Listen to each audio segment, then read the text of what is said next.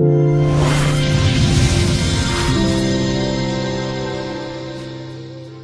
अगर आपके पास Samsung Galaxy S23 या S23 प्लस है तो दोस्तों आपके साथ भी मसला ये आ रहा है कि आप जब भी इसका कुछ भी कहीं पे भी SMS में या WhatsApp पे कहीं भी आप टाइप करते हैं कुछ तो ऑटोमेटिकली चेंज हो जाता है वर्ड आपका, या ऑटो स्पेस आ जाता है, या कुछ ना कुछ इस तरह के ऑप्शन आ रहा है।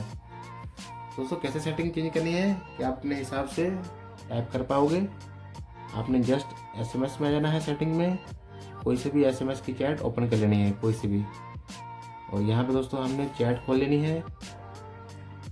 जैसे ही दोस्तों कीबोर्ड ऑन होगा हमारे पास यहाँ सेटिंग का ऑप्शन आ जाएगा।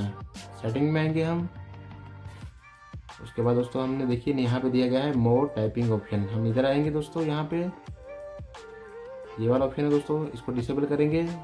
ऑटो पे है ये, इसको भी डिसेबल करेंगे दोस्तों। वापस आएंगे, यहाँ पे दोस्तों ये वाला ऑप्शन दिया गया है प्रिडिक्टिव टेक्स्ट, इसको भी हमने डिसेबल कर देना है। ये दोस्तों सेटिंग करने के बाद आपकी जो है टाइपिंग का इशू वो सॉल्व हो जाएगा।